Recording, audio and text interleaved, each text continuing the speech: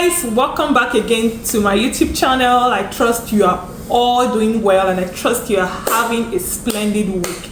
If you're just seeing me for the first time, I'm Nkechi and my channel's name is Pretty Nke's World. I do skincare, lifestyle and beauty, though today's video is not a skincare video, just like last week's video. Today's video has I don't know how to put it. Last week's video and today's video is actually a video that I was supposed to have done since years, because some people requested for it, but I don't know, because that is not what I do. I'm not an immigration consultant. I'm not an immigration worker or whatever. So I just like, is this really necessary? But now I see it's necessary. That's why I'm actually doing this video. So it's not a skincare video and it's not a vlog actually, but you are going to gain a whole lot from this video. Okay, I'm going to be talking about how to get a Singaporean visitor's visa in Nigeria. How to get a Singaporean visitor's visa or tourist visa from Nigeria. The Singaporean immigration is quite strict. Not even quite strict, they are strict. So you have to be careful in the things you do, especially when submitting your document. There shouldn't be any misinterpretation of any sort. There shouldn't be any forgery of any sort. There shouldn't be any lies of any sort. And if you want to apply for a Singaporean visa, you should apply 30 days before you intend to travel. That is 30 days before your intended travel. That is when you should apply for the visa. And you should be how am I going to put it? You should be ready to justify anything you put in your document. So, and the first thing that comes to mind when you want to plan a travel is eligibility. Irrespective of any country you are traveling to, are you eligible to travel to this particular country? Because in my previous video, that's the last week's video, I talked about eligibility too. So this one, you still have to check your eligibility. The first eligibility you should be checking is for you to have a person over there in Singapore who is either a citizen or a permanent resident that will register the application for you, called the SingPass. I'm going to be writing it on the screen. It's called the SingPass. This person should be either a citizen or a permanent resident, and that person should register the application for you over there. This registration is called the SingPass, and this person is called your local contact. Then the second eligibility you should be looking of, which we all know is a must, is do you have a valid passport? You must have a valid passport. So if you have these two things, the local contact who is going to register the SingPass for you over there, and a valid passport, you are good to go. And a genuine reason why you are actually going to Singapore, because them giving you the visa doesn't mean you are going to be allowed into the port of entry. I know of, this is not what I heard, these are the people, I know of 3 persons that was turned back at the port of entry. They were sent back to Nigeria because they didn't really have enough BTA, enough money to take care of themselves, because you are going to show your BTA. That they asked some people. When I went, I wasn't asked for my BTA. I know maybe perhaps because we were sponsored by our company from Nigeria, because it was an educational training, so we were sponsored. So I guess that is why we weren't asked for our BTA. But I think if you're just going for tourism, you are just going for a visit, you'll be asked for your BTA, and if the BTA is not enough, they are going to send you back, and some other vital questions which they ask. You know, every agent you meet at the port of entry, every immigration agent you meet at the port of entry is different, so they can ask you for any question, and if you don't give a genuine answer, you'll be sent back. So them giving you the visa, it does not necessarily mean you are going to be allowed into Singapore. And the Singaporean visa takes 4 to 5 days to be out. That's why you have to apply 30 days before your intended date of travel.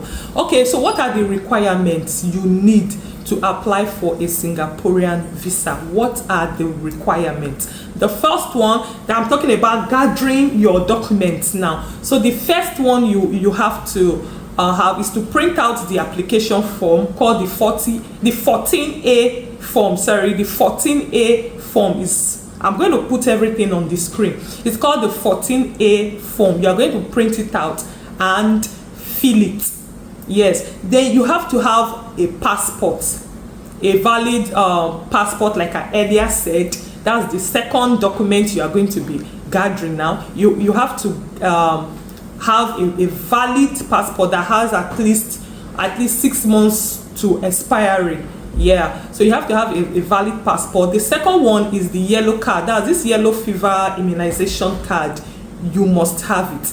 It's a must. It's a must, actually. You must have it. Then your employment documents. I don't think, apart from people going for business that they know, yeah, they have their correct business documents. If you are going there, you are not working, you don't have any employment document, they just see that the documents you brought there. Because yes, before you submit your documents at their embassy there, they do go through it, because that is what was done to me. They went through my document. For some that are not correct, they told me to go and correct them. So if you don't have your employment document, I don't know, that might be difficult. So you have to have employment document or a registered company, and your employment documents must be complete. Your employment ID cards must be complete. They are going to check all these things. Then the SingPass from your local contact.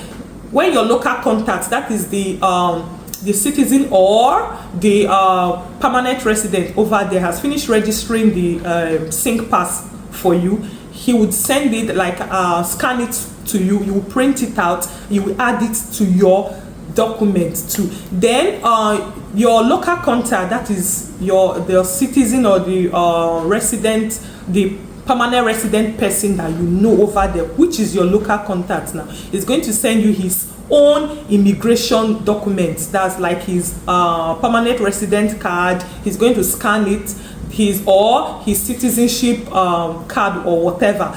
He or she is going to scan it and send other vital documents that would aid your application. Then lastly, you are going to no, not lastly. Yeah, this is actually not lastly. The last two things you're also going to do is your flight, your itinerary. That's your flight itinerary. You are going to print that out, and your hotel reservation. That's where you are going to be staying. That is if you are going for business. You are not staying with you are not going to be staying with any person over there.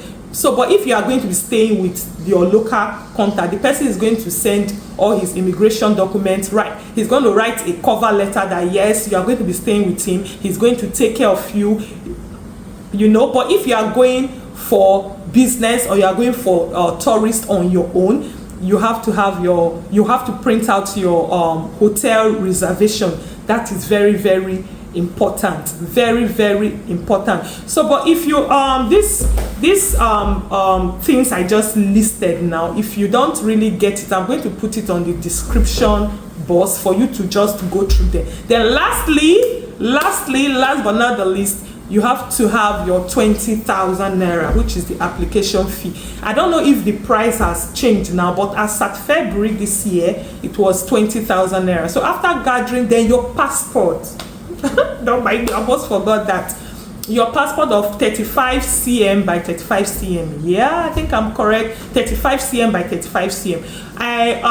When I took mine from a photographer, I got there, they told me it's not correct, the measurement is not correct, my face wasn't bold enough and all that. I had to go to a business center close to the embassy to take another one. So if you know you don't have a good photographer that can be able to take that specification for you. When you get to the embassy, you see a business center very close by. You can ask around, they will show you. So you just walk into that place and get your photograph. So after gathering all these documents, you put them in an envelope, you head over to the embassy to submit.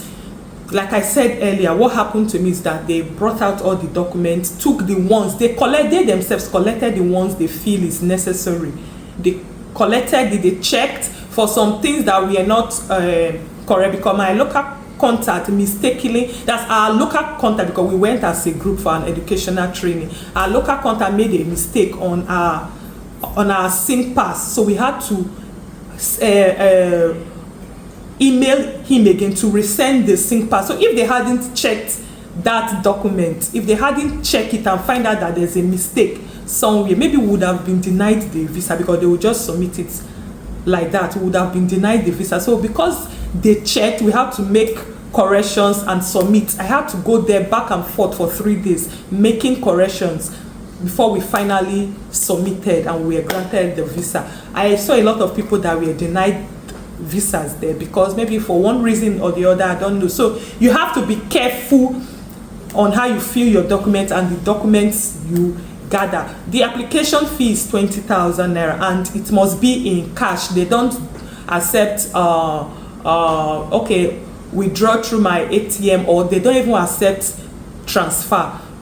Okay guys, this comes to the end of my today's video. I hope you had a nice time and I hope you learned from this video. For those of you wanting to apply for the Singaporean visa, it's easy and straightforward, and please, your application should be genuine. So guys, stay tuned for my next video. It's going to be wonderful. Have a nice time guys. Bye.